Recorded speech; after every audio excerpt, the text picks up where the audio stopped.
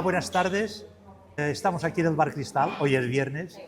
Quiero dar las gracias a la propiedad del Bar Cristal que nos cede este espacio tan importante de su cafetería para hacer estas tertulias. Hoy es un día importante porque voy a presentar a una persona que va a ser clave dentro de todo este ciclo de tertulias dedicadas a la formación profesional.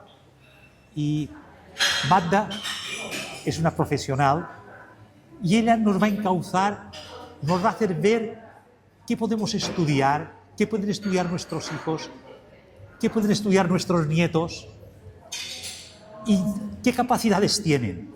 No solo qué pueden estudiar, sino qué capacidades. Y dentro de esto también el mercado laboral, un poco cómo se mueve. Pienso que eso es importantísimo. Y ello, bueno, no lo va a explicar muy bien Magda Bauzá de Mirabó. Gralla. Magda. Venga, fantástico.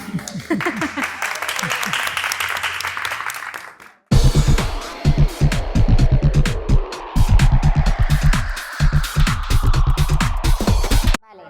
Bueno, lo primero, hola a todos, gracias por haber venido. Yo os voy a ir hablando, pero la parte más interesante, como siempre, serán las preguntas que me hagáis, ¿vale? Entonces, ya sabéis que a mí me encanta traer libros. Entonces, el primero que he traído es este, Encuentra tu Ikigai, vive de lo que te apasiona. Es un libro que ha tenido muchas ventas, bueno, tiene muchos seguidores, también tiene detractores, ¿no?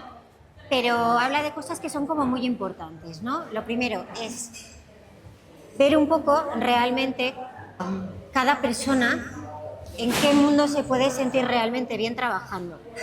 Antes al final había muy pocas profesiones y además era también difícil inventar el propio trabajo porque más o menos todo estaba bastante definido.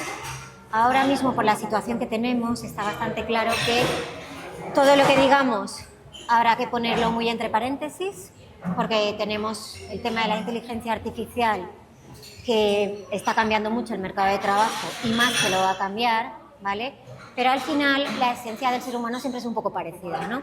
Entonces, al final se trata de encontrar un trabajo por el que me paguen, ¿vale? Eso es importante, porque muchas veces pensamos que encontrar tu Ikigai o encontrar tu mundo es encontrar un sitio fantástico y maravilloso, pero al final uno tiene que vivir y hay que empezar por ahí, ¿no? Entonces, se trata de encontrar algo que sea valorado en la sociedad, algo que la sociedad realmente necesite.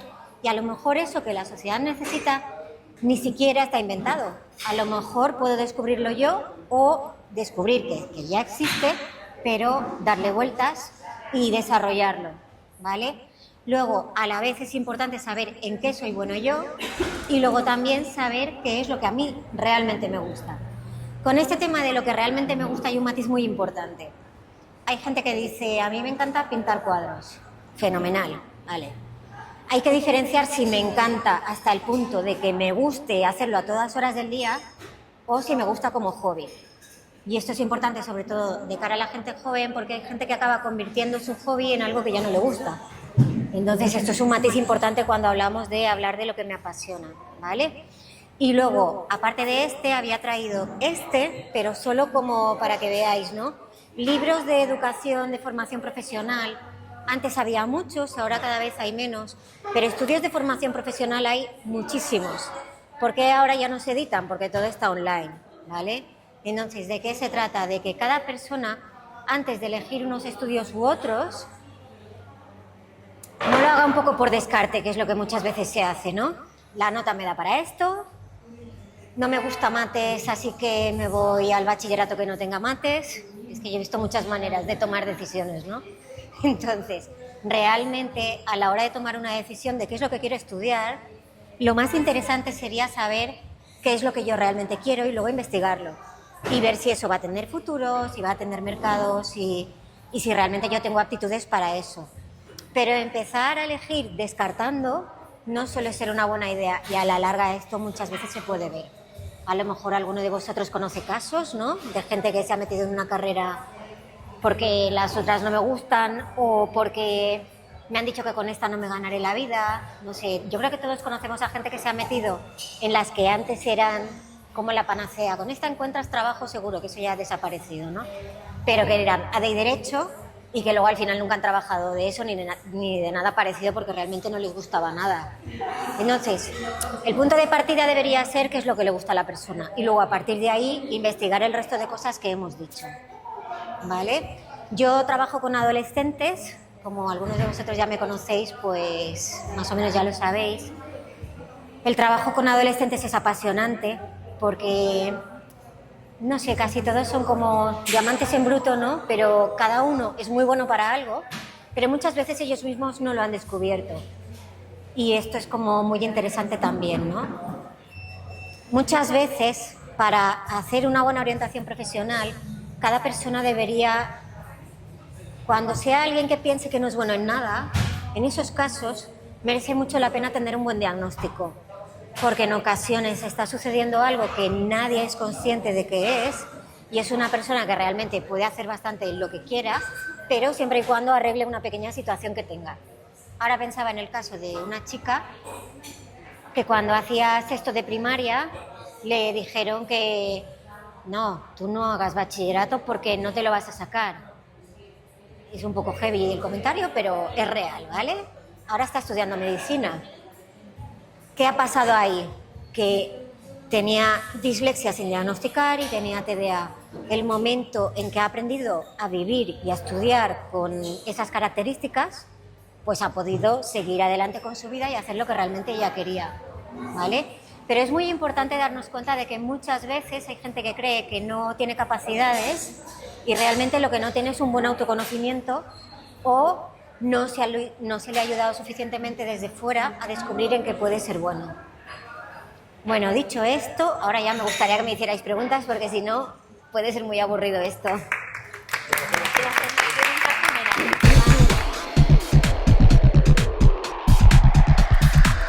Bueno, Magda, gracias por estar aquí con nosotros. A vosotros, Carmen.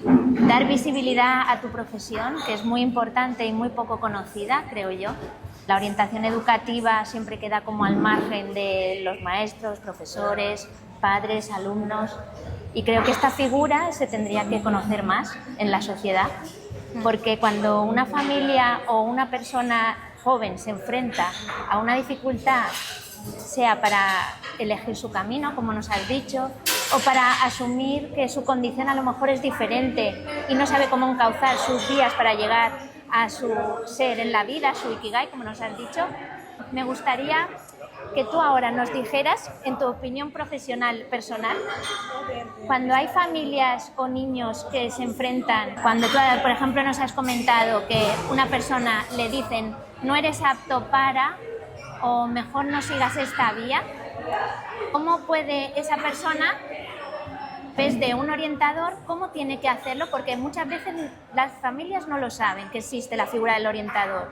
¿Tú qué aconsejarías a esa gente, a esas familias, para decir, esta es nuestra profesión y lo mejor es decírselo al maestro, al alumno, porque creo que esa parte no se conoce mucho, el acceso a tu persona para orientar? Es difícil, ¿eh? Es difícil porque en teoría, en todos los institutos, bueno, en teoría no, en realidad en todos los institutos hay un orientador y en los colegios concertados también, pero es verdad que muchas veces están desbordados. Entonces, el otro día, por ejemplo, hablaba con una profesora de la UIP, de la universidad, y entonces ella me decía, claro, es que los orientadores deberían tener más tiempo porque hay muchísimos chicos que eligen mal lo que tienen que estudiar o lo que quieren estudiar, ¿no? Y realmente nosotros vemos que se han equivocado muchas veces. Y es cierto, lo que pasa es que muchas veces es que no llegan. Entonces, en ocasiones son los propios chicos los que no piden ayuda. En otros casos son los propios padres. Servicios hay unos cuantos, ¿no? O sea, hay muchos psicólogos que si les pides ayuda con orientación profesional, pueden ayudar. Lo que pasa es que mi experiencia es que a mí es lo que menos me piden. Es decir, a mí la orientación profesional me encanta, pero muy poca gente pide ayuda para este tipo de servicios. La gente pide técnicas de estudio, pide diagnósticos, pide cómo hago para que mi hijo se porte bien, piden muchísimas cosas. Pero cómo elegir estudios, yo no sé por qué motivo, es como algo que creo que como sociedad no somos conscientes de la importancia y de la trascendencia que puede tener. Entonces, yo lo que sí que creo que valdría mucho la pena es todos los recursos que existen, explotarlos, porque son gratuitos, ¿no? Muchos de ellos, o sea, lo que decías del instituto, ¿no? Pero claro, es que mucha gente directamente no toca la puerta del orientador para pedirle ayuda. Yo creo que aquí se trata de crear una demanda para que se pongan más puestos de trabajo de este tipo. Pero también empezando por las familias, ¿no? Al final, muchas veces lo que se busca es, bueno, pues que estudie algo, ya está. No. Es que es una decisión que puede tener mucha trascendencia. En unos casos hay chicos que estudien lo que estudien, estarán contentos, y en otros casos no tanto. Y luego hay chicos que no se conocen en absoluto. Entonces, ahí también hay otra parte muy importante, que es ayudarles a que se puedan conocer, que este ya sería otro apartado, ¿no? Esto ya no sería a través de un profesional, que sería lo ideal, obviamente, pero mientras están en eso y en bachillerato, sobre todo en eso porque tienen más tiempo, hacer voluntariados de cosas distintas. Pues uno puede ver qué es lo que me gusta y qué es lo que no. Voluntariados hay muchos. Voluntariados que se hacen incluso en Europa y que están becados. Hay muchos y no los conoce prácticamente nadie, pero eso es cuestión de investigar. O sea, lo curioso es que estamos en la época de la información y no la utilizamos y no la buscamos. Bueno, no sé. La respuesta corta es: hay muy poca demanda social y además hay poca gente que tenga tiempo suficiente como para dedicarse a ello. Entonces yo creo que ahí, bueno, en algunos casos sí que merece la pena ir a sitios privados. Y luego un inciso. Vamos a ver, a veces hay gente que va a especialistas que a lo mejor no son psicólogos, ¿no? O sea, últimamente yo he visto gente que se dedica a pasar 2 test y con esto ya decirte cuál es tu trabajo del futuro. No es suficiente, porque al final siempre es bueno hablar con los padres al final, y las madres sobre todo, pues el conocimiento que se tiene de un hijo también es muy potente. Entonces, por mucho que un test te diga es muy malo para esto, bueno, ahí también hay otras fuentes de información que también hay que tener en cuenta. Entonces, a la hora de pedir ayuda a algún especialista es importante ver si esa persona va a hablar con gente que conozca al chico o no. Y si se va a basar solo en test estandarizados o si también va a haber una evaluación mucho más cualitativa. No sé, es una respuesta difícil.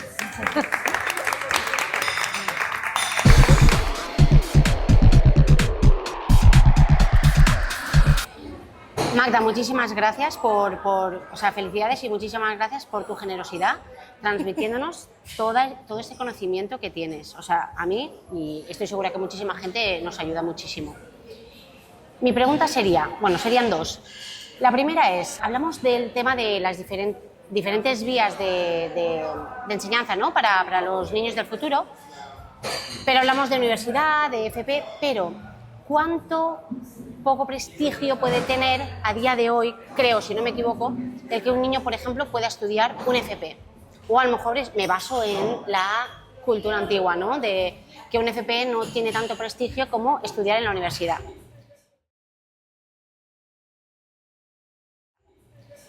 Y la segunda pregunta sería, has hablado de la inteligencia artificial que cada día más está implantada en los trabajos, en los trabajos de los niños, y no sé, tengo una duda muy grande sobre cómo se está preparando a los niños para que ellos en el futuro puedan utilizar esta inteligencia artificial, que además dicen que muchísimas de las profesiones del futuro todavía no existen. Son preguntas súper buenas. Si me pierdo, me hacéis una señal y yo vuelvo, ¿vale? Porque me puedo ir mucho por las ramas. A ver, lo primero, prestigio de la formación profesional. Cuando yo estudiaba en la universidad, que ha llovido bastante, porque ya tengo bastantes años, pues ya nos hablaban de que en Europa la formación profesional tenía mucho más prestigio que en España. Y ahora lo que está pasando en España es que, aunque a lo mejor no nos estemos dando cuenta, muchas veces es mucho más difícil entrar en una formación profesional que en la universidad, pero muchísimo más. Entonces, de hecho, ahora mismo lo que está sucediendo es que hay bastante gente haciendo bachillerato porque no ha entrado en la formación profesional que quería.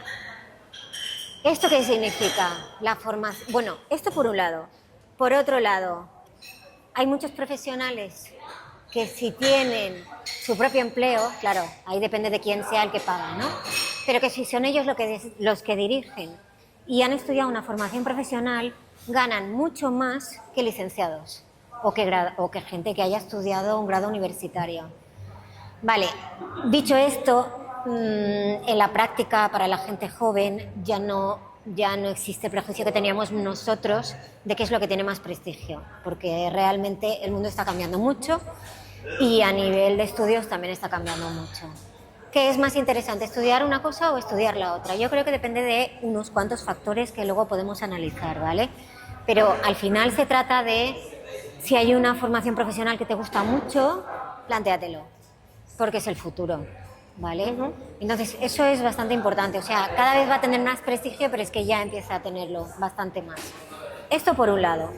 Por otro lado, tema inteligencia artificial. Cualquier persona que conteste a esta pregunta va a contestar algo distinto. ¿Por qué? Porque hablar del futuro es hablar de lo que aún no ha llegado y por tanto no lo conocemos. Pero sí que hay una cosa muy importante. Al final se supone que para trabajar con una inteligencia artificial tiene que haber alguien trabajando. Vale, ¿esto qué significa? Sí que sabemos que el abuso de nuevas tecnologías puede perjudicar a la formación del proceso del cerebro en desarrollo. Y esto es importante, porque al final, ¿de qué se trata? Se trata de que eduquemos chicos con capacidad de concentración, con capacidad de tener intereses, con capacidad de toda una serie de cosas que si nos pasamos de nuevas tecnologías sabemos que son contraproducentes. Entonces esto es muy importante porque la educación en nuevas tecnologías muchas veces pensamos que de manera imprescindible se tiene que hacer con un ordenador o con un móvil, y los especialistas en educación en nuevas tecnologías o en educación digital lo primero que dicen es que muchas veces la educación digital hay que hacerla sin una pantalla delante. Y esto es algo de lo que se habla poco y que muchas veces no tenemos presente. No es mi especialidad, pero he hablado con especialistas de esto, ¿no? Entonces, al final, vamos a ver, las nuevas tecnologías se están diseñando cada vez más para que sean muy accesibles, para que sean muy fáciles de utilizar. Entonces, la clave a corto plazo, mientras el cerebro está en formación, no es tanto aprender a utilizar las nuevas tecnologías, es permitir que el cerebro se desarrolle bien. Y esto yo creo que es algo que muchas veces los especialistas más o menos lo tienen claro, pero la población general no. Y hay que empezar por ahí, ¿vale? Siguiente cosa, las nuevas tecnologías y la inteligencia artificial especialmente, lo primero que van a suplir son muchos trabajos que curiosamente están más relacionados con la universidad, y volvemos a lo de la formación profesional. Muchos trabajos que están relacionados con la formación profesional son más difíciles de mecanizar. Oficios. Claro. Entonces, por ejemplo, ahora no puedes llamar a una inteligencia artificial si tienes goteras en casa. No sé cómo decir. Y no vas a montar ahí una superinstalación porque no te lo puedes permitir, ¿no? Es decir, a lo mejor un robot lo podría llegar a hacer, pero no vas a tener un robot en cada casa. Entonces, eso también es como, bueno, vamos a darle una oportunidad a la formación profesional porque probablemente sea el futuro. Luego la formación profesional tiene una ventaja muy, muy grande, y es que con la inteligencia artificial lo que más vamos a tener va a ser algo imprevisible. ¿Qué pasa? Que un ciclo formativo te dura 2 años.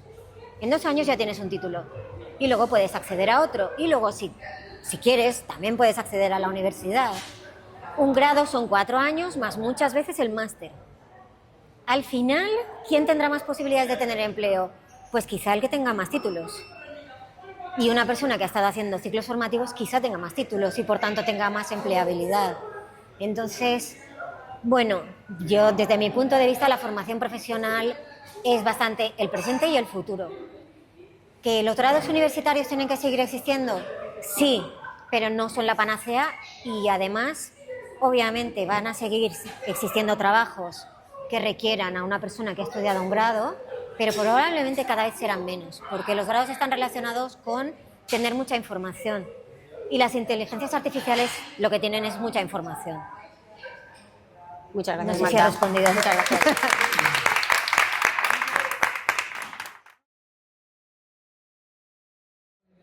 Hola Amanda, gracias por la charla. Mi pregunta es, ¿sobre qué edad sería conveniente empezar a acudir a una orientadora para que nos orientase a nuestros hijos sobre cuál va a ser su futuro, sobre qué escoger? Me parece que en tercero y cuarto de la ESO ya escogen optativas y entonces es saber hacia qué edad habría que empezar a plantearnos los padres hacia dónde poderlos encaminar.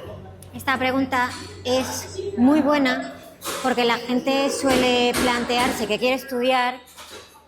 En mi experiencia, que obviamente no he visto todos los casos del mundo, pero la gente se lo plantea en segundo de bachillerato.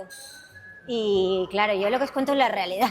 O sea, ¿cuál es la teoría? Antes de empezar a que haya optatividad, por tanto, a finales de segundo de eso, uno ya tendría que empezar a preguntarse cuál es el problema.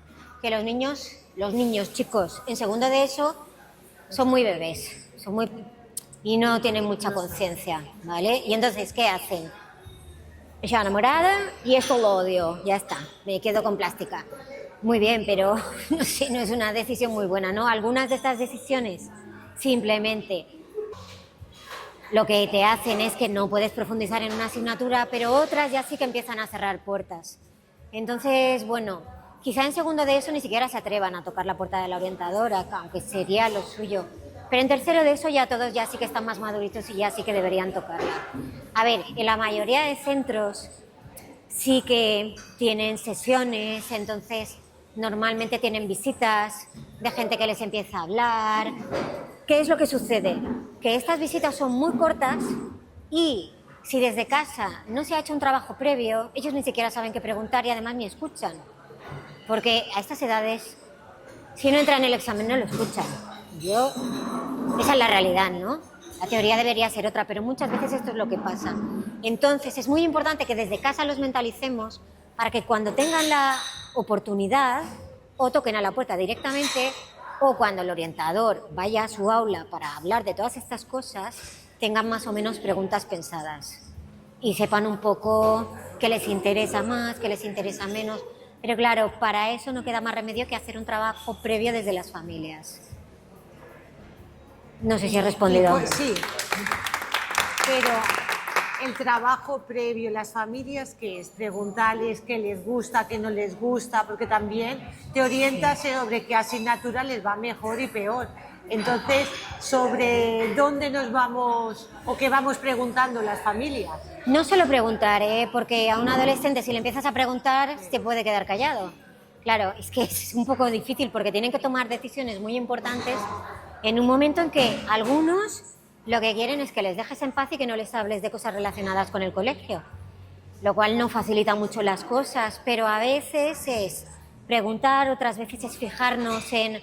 Es muy bueno en deportes, no hace falta ver la nota que tiene de educación física porque a lo mejor él es muy bueno en deportes, pero no se lleva bien con el profesor. Entonces, no siempre coincide 100%, muchas veces sí que es una pista, pero luego también es muy interesante hablar con los tutores y ver, porque los tutores sí que suelen saber bastante. Entonces, preguntarles, ¿tú en qué lo verías a mi hijo y por qué? Y luego hablar con otra gente de la familia. A veces hay tíos, madrinas, que tienen un contacto distinto y que pueden ver otra perspectiva del chico. Entonces, no es solo preguntar, también es observar y explorar un poco en el ámbito que tenga. Y luego, si vemos que hay algo que se le da bastante bien, a veces apuntarlo a una extraescolar para ver si realmente le interesa puede ser muy interesante. Es decir, empezar a explorar un poquito distintas cosas. Muchas veces nos planteamos las extraescolares simplemente como ocuparle el tiempo o que tenga buenas amistades, todo eso es fantástico, pero hay extraescolares que realmente pueden orientar hacia un camino o el otro. Entonces eso también puede ser muy interesante. También habéis salido vosotros.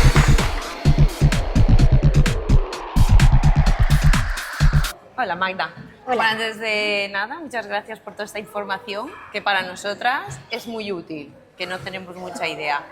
Y bueno, mi pregunta viene un poco a colación de la de Ana, y es un poco, a mí lo que a veces me preocupa, concretamente con mi hijo, es a veces también que no se deje influenciar este tema en lo que, ¿qué hace mi amigo? ¿Qué hace el de al lado? Porque ahora es tan importante los amigos y y muchas veces yo creo que a veces no hace lo que a lo mejor él quisiera hacer en muchas cosas del día a día, ¿no? Y también me da un poco de miedo a veces esto, que se deje marcar, porque si mi amigo va a tenis, yo voy a tenis. Si mi amigo va a no sé qué, yo también voy allí, porque está él.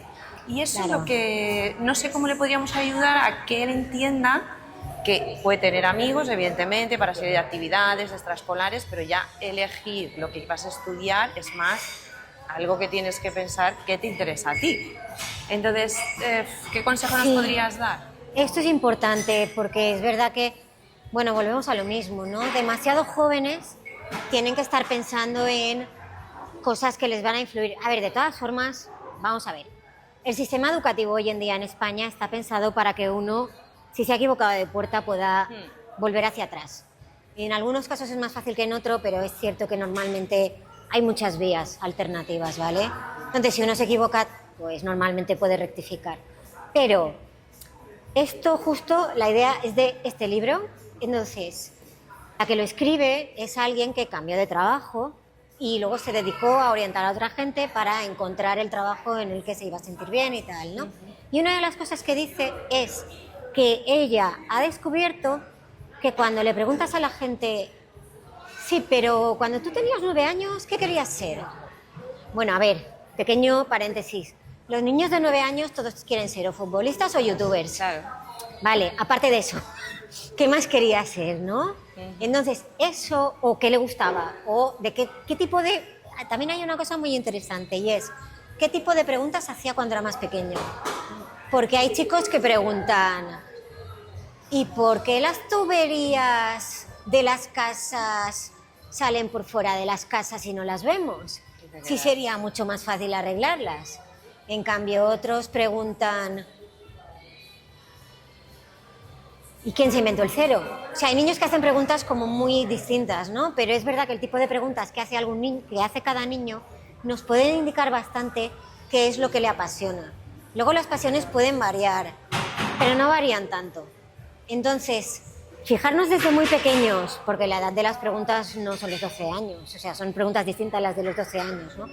Pero tener como un recuerdo de lo que nos preguntaba cuando era muy pequeño y luego pensar a los 9 años, sobre todo, qué decía que quería ser y que fuera realista, esto puede ser una pista muy interesante. Luego hay un tema súper importante en educación, que es, desde que son muy pequeños, ayudarles a ser conscientes de que ellos son ellos y que tienen que estar cada vez un poquito más seguros de sí mismos, para que no pase esto de que, no, yo voy a hacer esto, porque si no, a lo mejor el primer día de clase iré solo. O sea, hay que explicarles un poco que de eso va a depender una parte importante de su futuro. Y luego ayudarles a crecer con un nivel de autoestima suficiente como para poder estudiar lo que realmente les gusta, no lo que piensa la mayoría de la gente. Sí. Porque esto es importante, ¿eh? Una persona que ha estudiado lo que realmente le apasiona, aunque de eso haya poco trabajo, llega lejos. Sí. En cambio, una persona que ha estudiado estudios mayoritarios, pues a veces acaba odiando ese trabajo. Yo lo he visto, ¿eh? Entonces ahí sí que es de verdad importante averiguar qué es lo que realmente siempre le ha como llamado mucho la atención. Tenemos que estar atentas.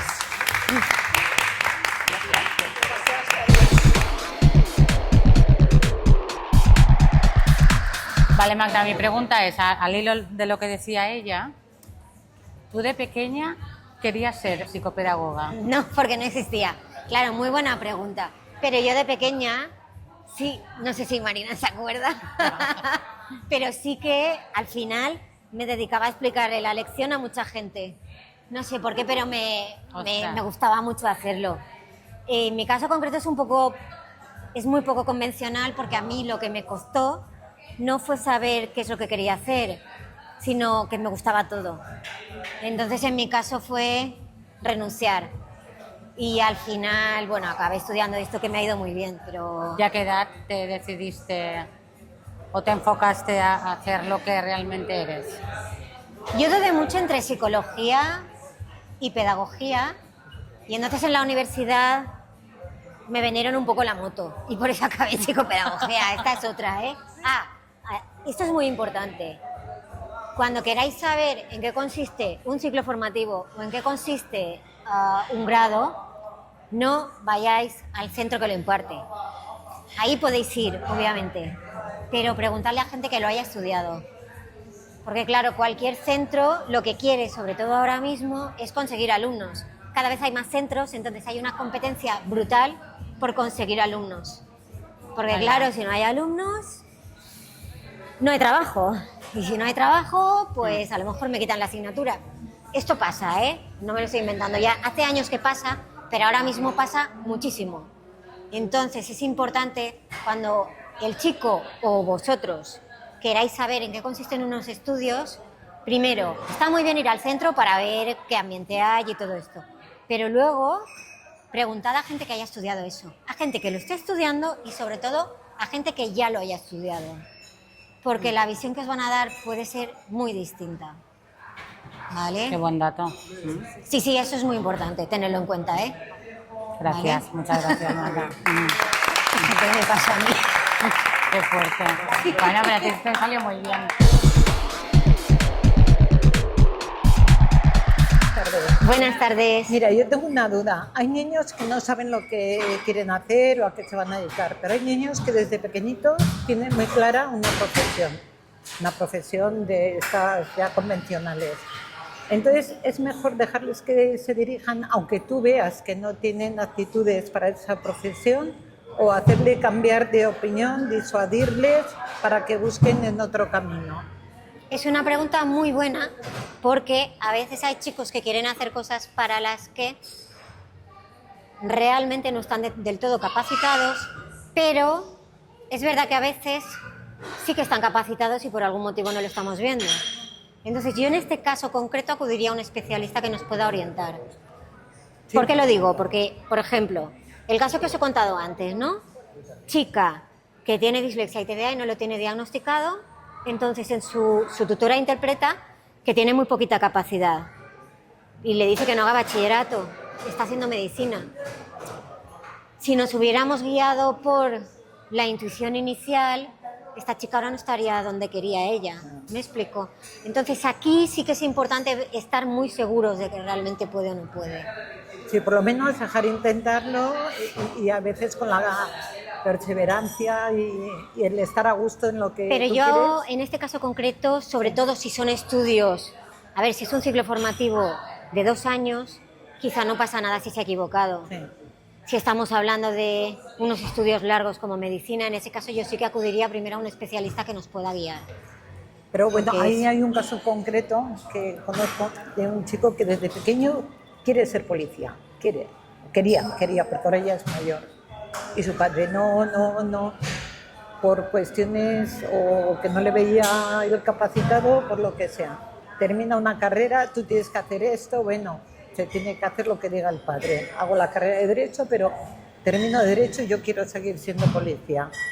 Yo creo que a esa persona le tienes que dejar que siga su camino, porque lo principal es trabajar en lo que a ti te gusta, ¿no? Podría ser un abogado, como planteabas tú a veces, que puede ser bueno también en otras cosas, pero si...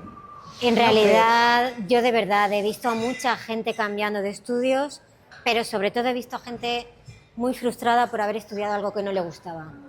Y luego gente que deja los estudios en cuartos de carrera y no los acaba.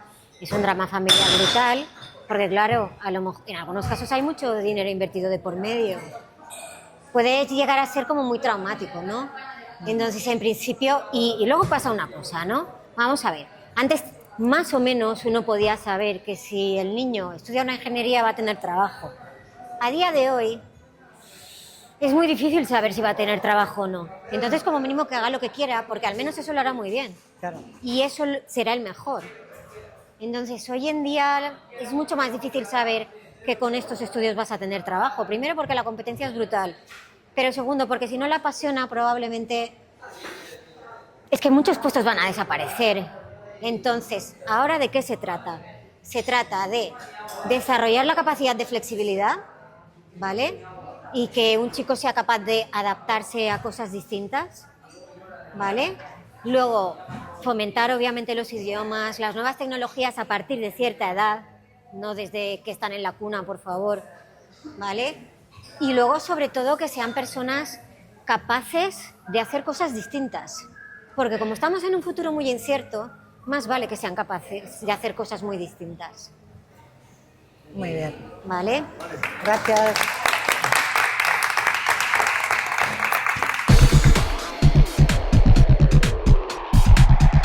Hola, ¿qué tal? Hola. Desde luego todo lo he escuchado, es fabuloso y parece que es muy interesante. Pero yo digo una cosa, y toda esta gente que ha estudiado, que se ha preparado, y luego resulta cuando es el momento de empezar el trabajo y de tener, hablando claro, las ganancias pertinentes gracias al sacrificio que él ha hecho durante todo el tiempo de estudios y se tiene que ir a otro país. ¿Esto es normal? No, esto no es normal. Y ligado con esto, claro, si uno se va a otro país porque quiere, fantástico. Si uno se va a otro país porque no le queda más remedio, es otra historia, ¿no? Entonces, yo aquí diría varias cosas y me gusta mucho que me hayas hecho esta pregunta. Lo primero, uno tiene que saber dónde quiere estudiar y eso es importante. Porque si uno de entrada no le importa irse a estudiar fuera, a veces una opción más que ir a estudiar a la península es directamente irse a estudiar al extranjero, porque a lo mejor lo tendrá más fácil, ¿vale? Si uno quiere ser maestro, es mucho más inteligente estudiar en Mallorca que estudiar en Madrid, porque luego te van a pedir el catalán y no lo tienes. Entonces ahí las decisiones hay que tomarlas un poquito de manera estratégica, ¿vale? Y luego cuando uno elige lo que quiere estudiar, es importante que vea cuál es el mercado de trabajo, obviamente. Primero que te guste mucho y luego realmente que veas que hay mercado, porque si no lo hay, o tú eres capaz de inventarlo o puedes tener este problema. Yo creo que a día de hoy mucha gente se tiene que ir a estudiar fuera porque estudió sin haber pensado mucho en lo que iba a estudiar. Porque estudió algo que supuestamente tenía mucho futuro, o me explico. O también pasa otra cosa, o porque, vamos a ver, luego está el tema del sueldo. Hay otros países donde se gana más que aquí, pero esto ya es otro capítulo distinto y eso pasará en cualquier estudio que hayamos hecho. No sé si me explico. Es decir, aquí los sueldos, por desgracia, cada vez son más bajos, sobre todo en las cosas que vayan por convenio, por cosas así, ¿no? Entonces, si uno se monta su propia empresa, puede poner el precio que quiera. Le irá bien o le irá mal, porque a lo mejor le va mal, pero es verdad que puede poner el precio que quiera. Pero si no, a lo mejor se da cuenta de que en Alemania me pagan el triple, pues me quiero ir a Alemania. Pero a lo mejor no es tanto porque aquí no haya trabajo, sino porque aquí no voy a ganar lo mismo que allí. Claro, aquí hay varias cosas que hay que tener en cuenta. Y luego, unido con lo de los estudios en el extranjero, sí que es muy interesante, tanto si se hace un ciclo formativo como si se va a la universidad, porque las dos vías tienen la misma oportunidad, hacer algún año en el extranjero. Hay programas Erasmus, hay programas, no sé si ahora se llaman Leonardo, ¿no?, para ciclo formativo, pero que ya todos son Erasmus, ¿no? Pero siempre es un plus, es decir, puede dar mucho más currículum haber estudiado en Mallorca y luego tener un año en el extranjero que haberlo hecho todo en la península y ya está, ¿vale? Y esto es algo que muchas veces no tenemos en cuenta. A la hora de los estudios uno tiene que poner mucho la cabeza y tomar decisiones inteligentes. No dejarse llevar por lo que queda bonito, porque luego pasan este tipo de cosas que comentabas tú.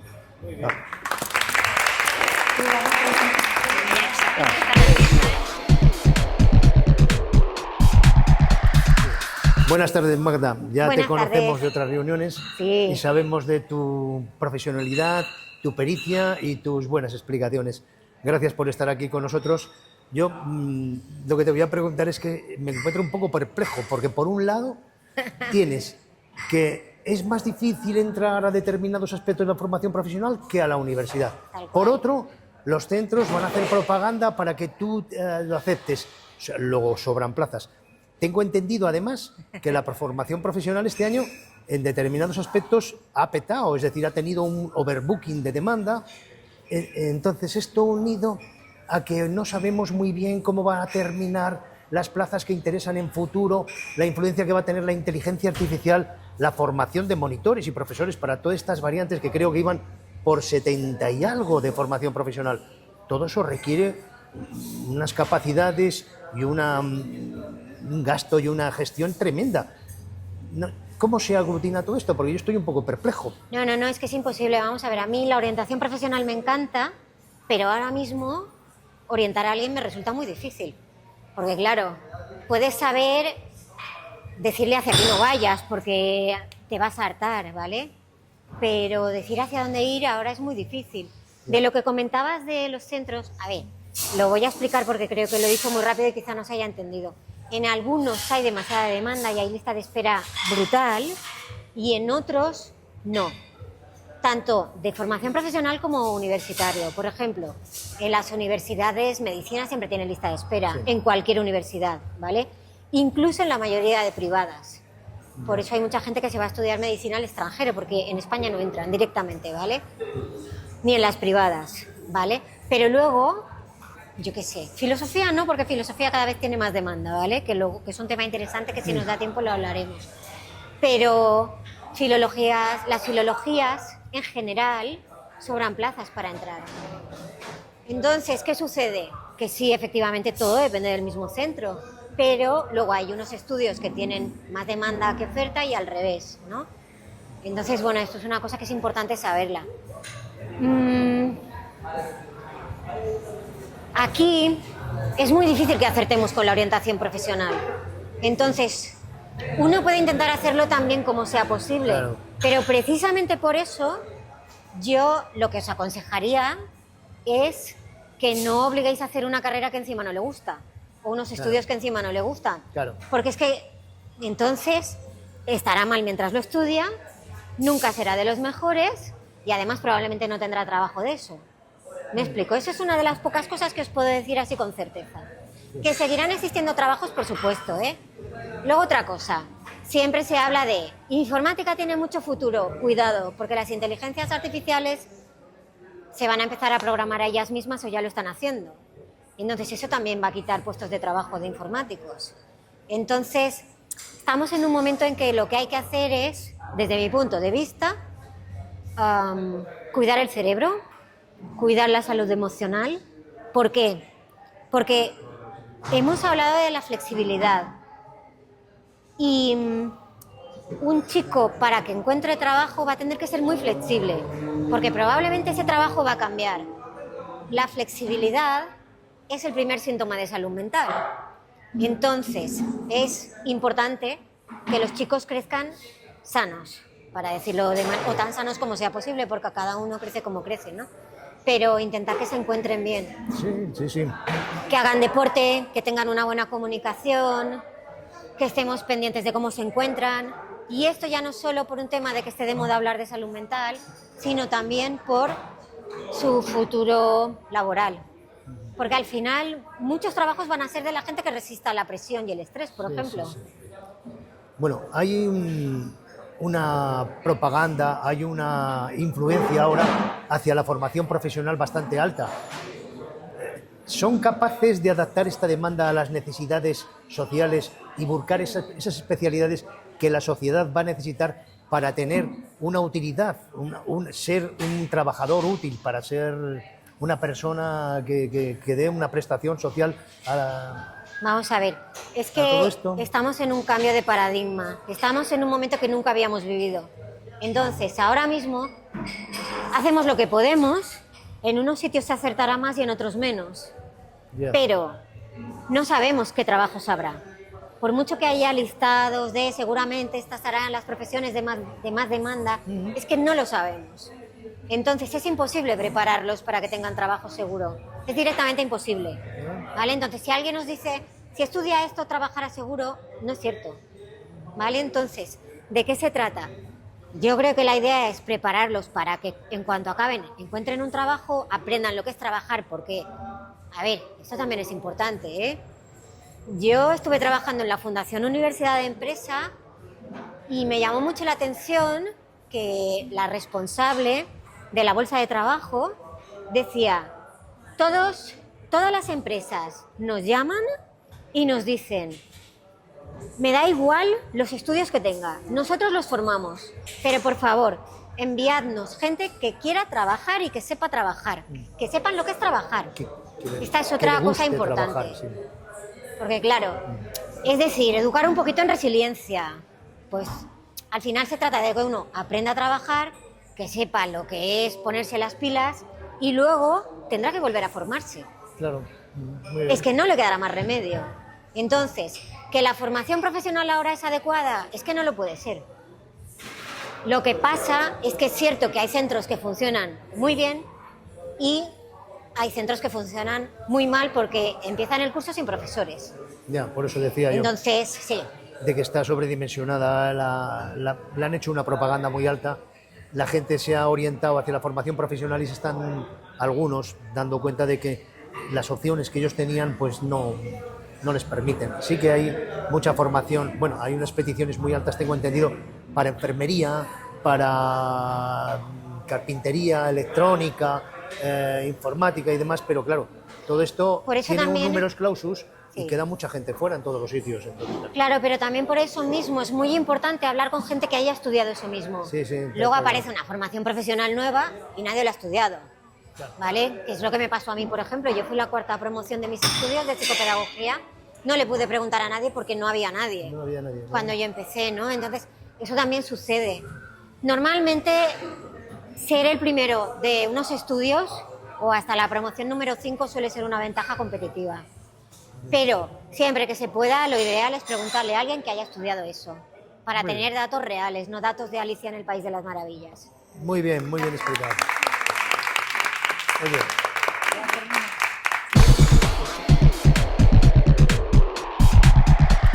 Me gustaría que nos asesoraras un poco también cuando una familia se enfrenta a un diagnóstico de un trastorno en el aprendizaje derivado de, por ejemplo, hemos mencionado posible autismo o una discapacidad intelectual o algo así un poco más que ya tiene impacto tanto en la persona como en la familia.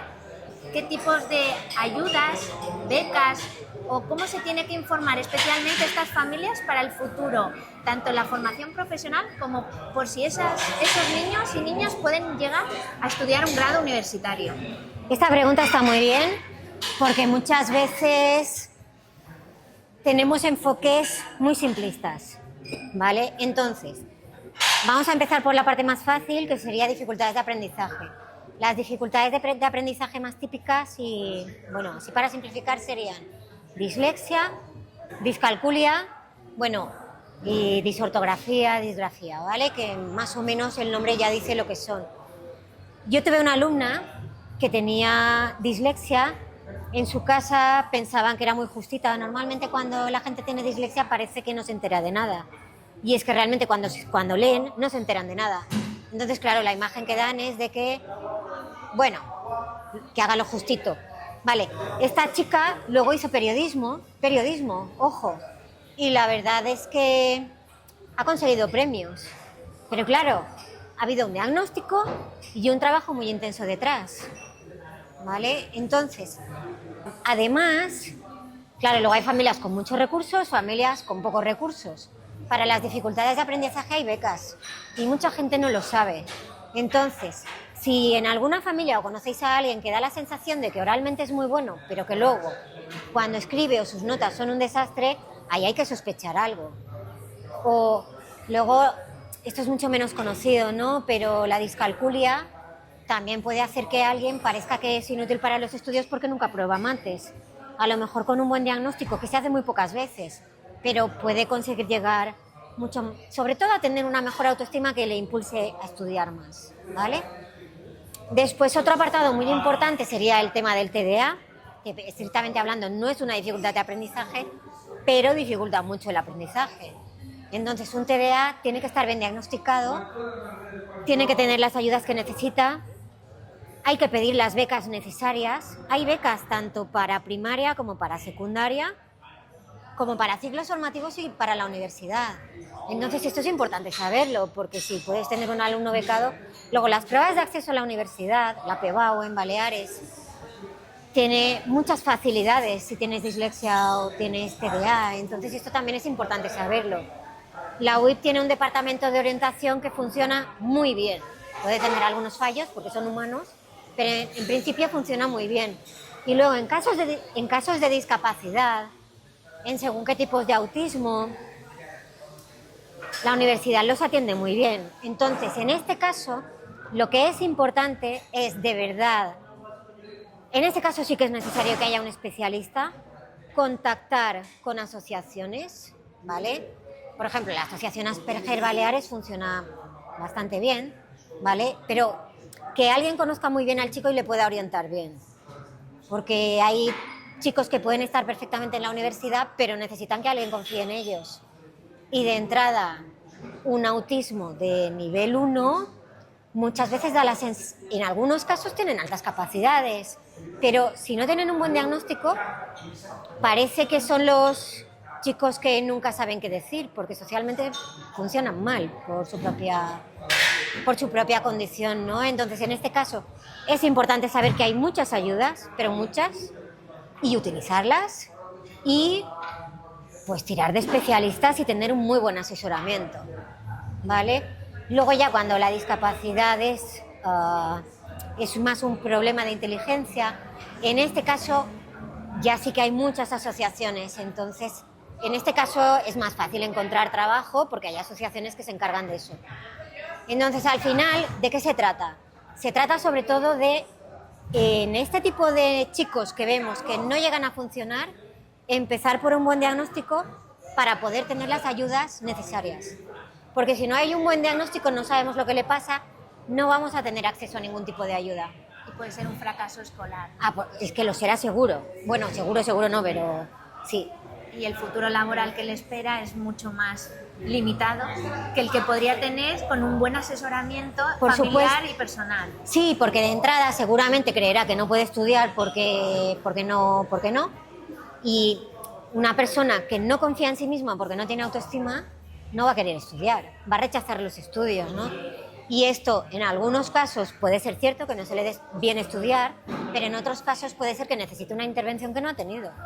Y esto pasa muchísimas veces. Entonces ahí hay que tirar de especialista, hay que tocar a la puerta del departamento de orientación y hay que pedir todos los recursos. ¿En formación profesional hacen adaptaciones curriculares? Sí, vamos a ver, en formación profesional muchas veces no se hacen, pero deberían hacerse. Entonces, ¿están al día en eso? No mucho, pero para esto están las asociaciones. Entonces, por ejemplo, si la persona en cuestión tiene dislexia, está Disfam detrás. Entonces, a lo mejor el chico dice, oye, que necesito la adaptación. Claro, los profesores muchas veces tampoco tienen una vocación pedagógica muy potente.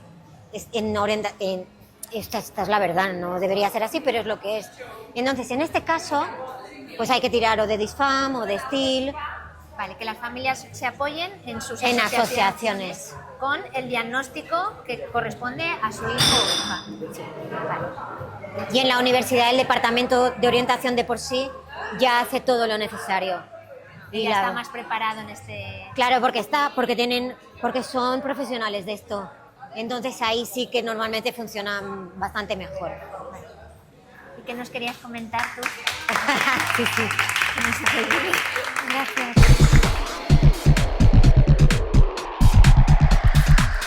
Se me ha olvidado comentar una cosa muy importante. Bueno, no sé si es muy importante, pero os puede ayudar mucho. Vamos a ver. En Internet hoy en día hay recursos para todo. Entonces, si las familias que estén muy desorientadas, hay una página que es EducaWeb, que tiene un apartado que es el gran test de orientación profesional, que solo funciona bien, realmente bien, si uno primero se inicia sesión, se registra y tal, ¿vale? Ya sé que no es muy guay dar los datos todo el rato, pero en este caso sí que es muy recomendable, ¿vale? Lo repito, el gran test de orientación profesional de EducaWeb. Está muy bien porque está basada en el sistema educativo español, que es muy distinto de otros sistemas educativos, entonces esto es importante porque estamos aquí, ¿vale? Pero además tiene en cuenta capacidades de inteligencia, personalidad, resistencia al estrés, si una persona necesita moverse mucho o poco, que son cosas que muchas veces no estamos teniendo en cuenta y que son muy importantes. Si un chico no es capaz de estar sentado, pues a lo mejor informática no es su trabajo, porque va a tener que estar muchas horas delante del ordenador, y esto es una cosa que los chicos nunca piensan, ¿vale? Entonces, el simple hecho de rellenar este test, que es bastante largo, le va a ayudar a reflexionar en muchas cosas. Entonces, cuando acabas, te dice, bueno, para cómo tú eres, te iría bien este grado universitario o estos ciclos formativos. Entonces, es una manera muy rápida de tener una pista inicial, ¿vale? Esto por un lado. Y luego, ya un poquito más avanzado, en orientación profesional, así a nivel internacional, hace tiempo se diseñó un test que las iniciales, para que lo busquéis rápido, porque si lo pronuncio en inglés lo voy a pronunciar fatal, son MBTI, ¿vale? Y lo ideal, hay muchas páginas relacionadas con esto, pero lo ideal sería poner en un buscador estas iniciales que os he dicho y al lado trabajos. Entonces es un test que se basa en características de personalidad sobre todo, y entonces la idea está muy aceptada a nivel internacional, ¿eh? La idea es que hay gente que tiene más predisposición hacia la parte convencional y entonces le iría bien un trabajo más convencional, gente que tiene más predisposición hacia estar con gente sí o sí, y que si la metes en un sitio en el que tenga que estar todo el rato en silencio, a lo mejor se acaba aburriendo un montón. Y la verdad es que para mí, desde mi punto de vista, hacer los dos test puede ser algo muy, muy, muy interesante y que os dé mucha luz. Muy bien, gracias.